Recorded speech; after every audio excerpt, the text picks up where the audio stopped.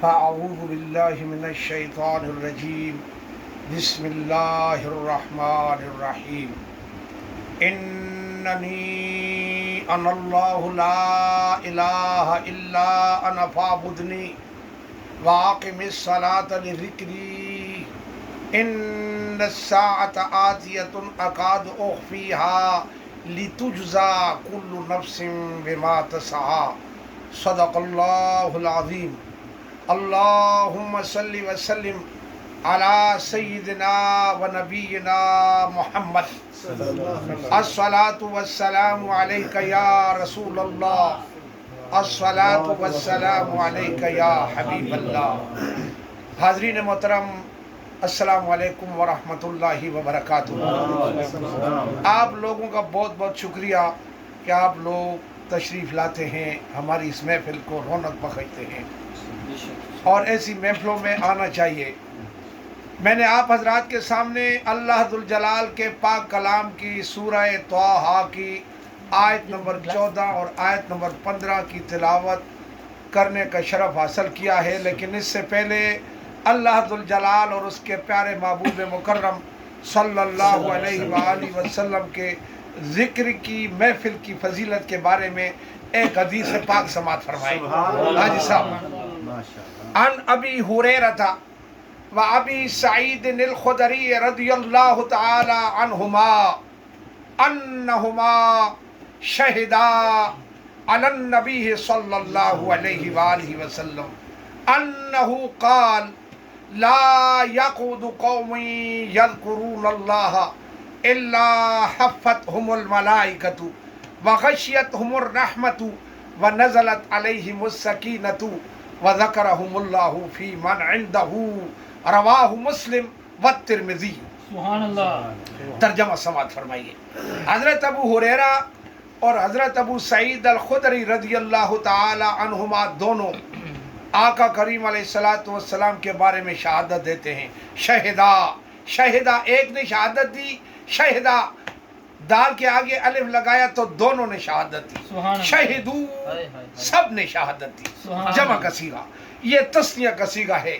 عربی ہمارے اردو میں تو دونوں دو کے لیے بھی جمع کا صیغہ استعمال ہوتا ہے، لیکن عربی کا ایک علیحدہ سسٹم ہے کہ دو کے لیے تثنیہ کا صیغہ۔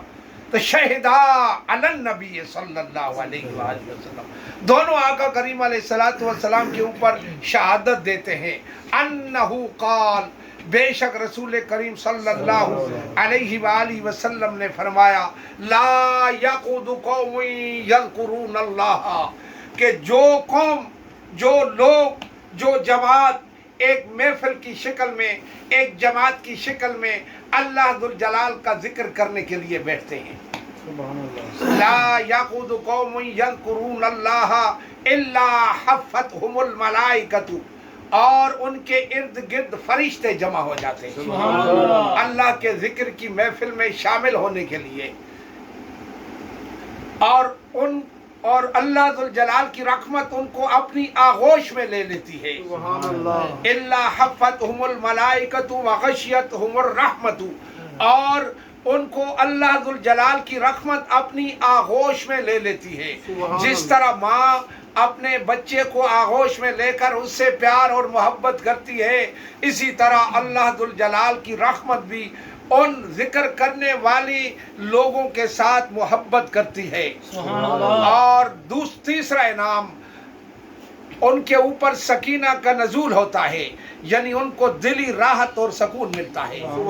مثلاً کوئی آدمی لڑکیوں کے پیچھے بھاگتا ہے، شراب پیتا ہے، غلط کام کرتا ہے، جو کچھ بھی کرتا ہے، ہم سب لوگ انسان بیٹھے ہیں، لیکن غلط کام کرنے کے بعد اس کو سکون نہیں ملتا، ضمیر ڈانٹتا ہے کہ تو نے کیا کیا، کسی کو گالی گلوچ دیتا ہے یا مارتا ہے یا کسی کے پیچھے بھاگتا ہے، جو کچھ بھی غلط کام کرتا ہے، نگاہیں اٹھا کے دیکھتا ہے لوگوں کی بیٹیوں کو، لوگوں کی بہنوں کو، لیکن جب اس سے فارغ ہوتا ہے تو اس کو ضمیر ڈانٹتا ہے، سکون نہیں ملتا۔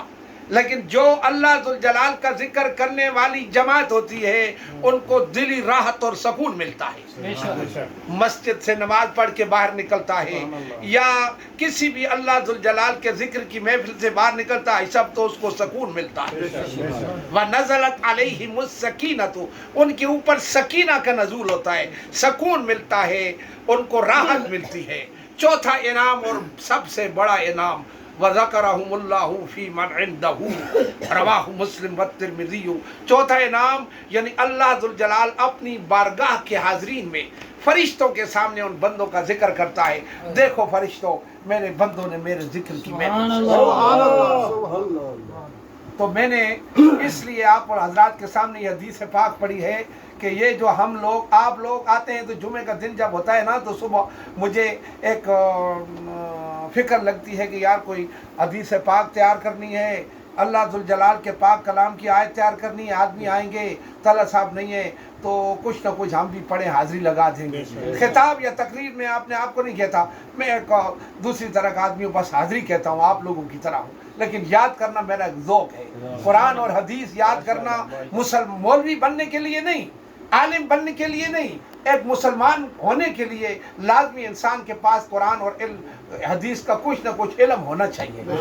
مسلمان ہونے کے لیے, جیسے گاڑی چلانے کے لیے ڈرائیور ہوتا ہے اس کے پاس لائسنس ہوتا ہے, اسی طرح مسلمان ہونے کے لیے بھی ہمارے پاس قرآن کا اور حدیث کا علم ہونا چاہیے. حاجی صاحب صرف مولویوں کا ٹھیکہ نہیں کہ مولوی پڑھتے رہیں, یا کوئی آدمی کوئی بات پوچھے تو مولوی صاحب کے نہیں, اس کو خود بھی جواب دیں. سمجھے؟ تو اس لیے ہم لوگ بس یہ پوچھتے ہیں, ہمارا ذوق ہے. تو اس لیے میں نے آپ حضرات کے سامنے اللہ ذوالجلال کے پاک کلام کی آیات بینات جو 2 پڑھی ہیں ان کا ترجمہ رکھتا ہوں کہ اللہ ذوالجلال فرماتا ہے اننی انا اللہ, بے شک میں ہی اللہ ہوں. اللہ مطلب جس کی عبادت کی جاتی ہے, الہ.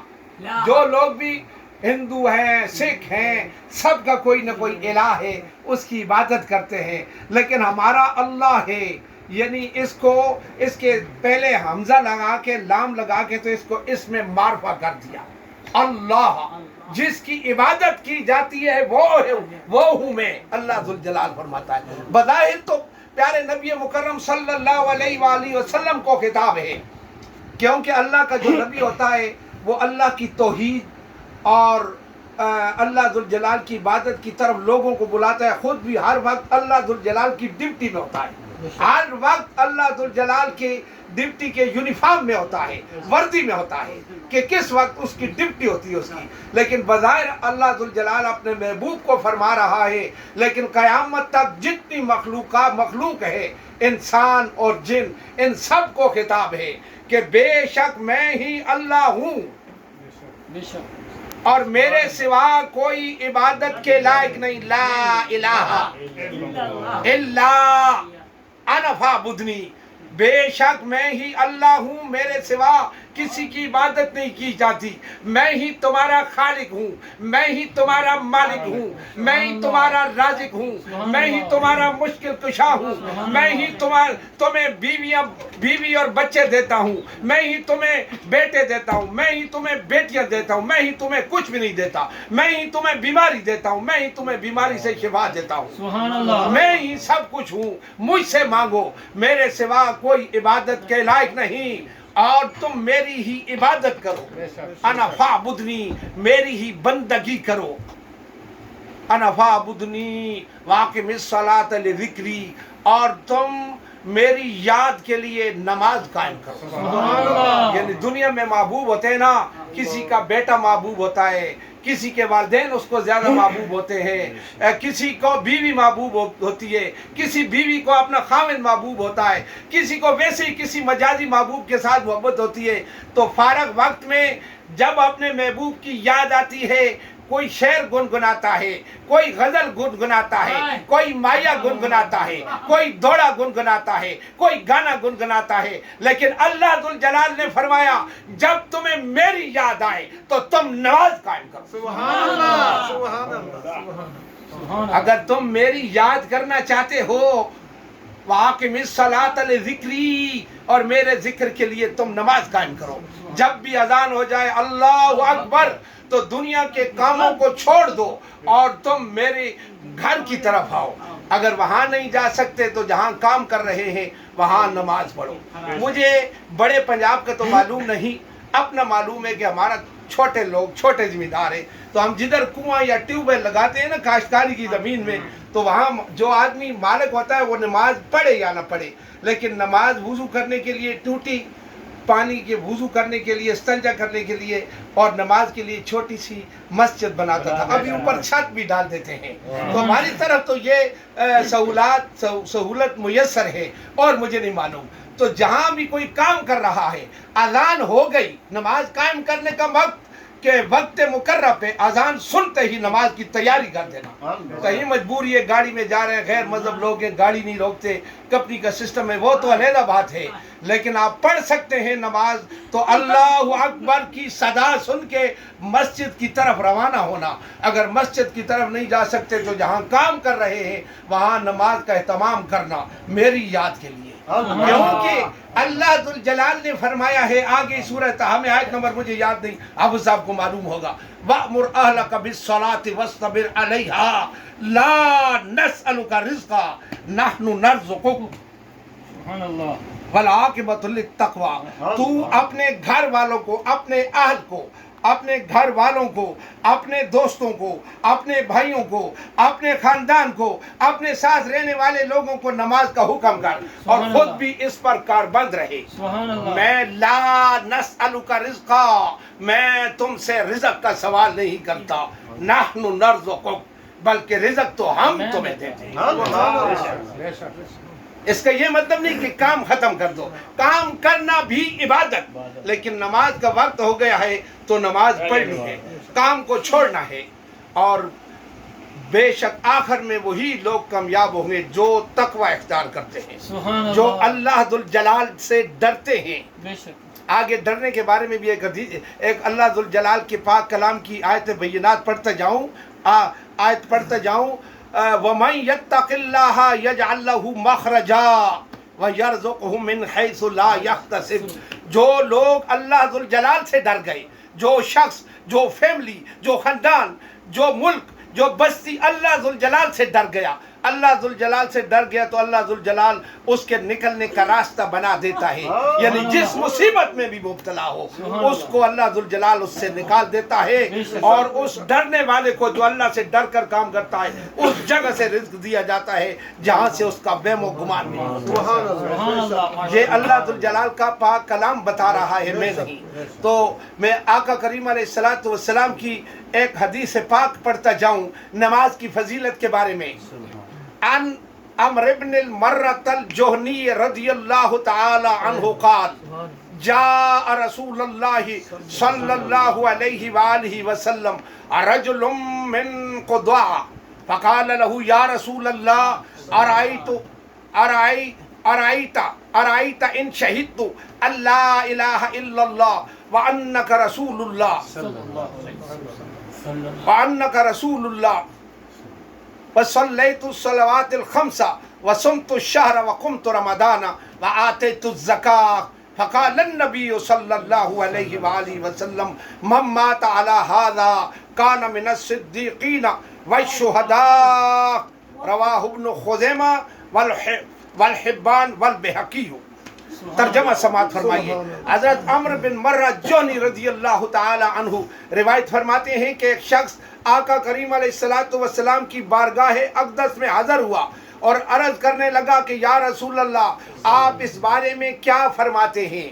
अगर मैं इस बात की शहादत दूं कि अल्लाह दुल जलाल के सिवा कोई इबादत के लायक नहीं, और तुम्हारे बारे में शहादत दूं कि आप अल्लाह दुल जलाल के रसूल हैं, और उसके बाद 5 वक्त की नमाज कायम करूं, और उसके बाद रमज़ान के रोज़े भी रखूं, और इसी महीने में क़याम भी करूं, और ज़कात भी अदा करूं, तो आका करीम अलैहिस्सलातु वस्सलाम ने फरमाया कि जो हालत, जो بات تو بتا رہا ہے، اگر اس حالت میں کوئی مر جائے اللہ ذوالجلال کی توحید کو تسلیم کرتے ہوئے، میری رسالت کو تسلیم کرتے ہوئے، 5 وقت کی نماز قائم کرتے ہوئے، رمضان کے روزے رکھتے ہوئے، اس میں قیام کرتے ہوئے اور زکوٰۃ ادا کرتے ہوئے اس حالت میں کوئی فوت ہو جائے تو اس کو اللہ ذوالجلال شہداء اور صدیقین کے ساتھ شامل کر دیتا ہے۔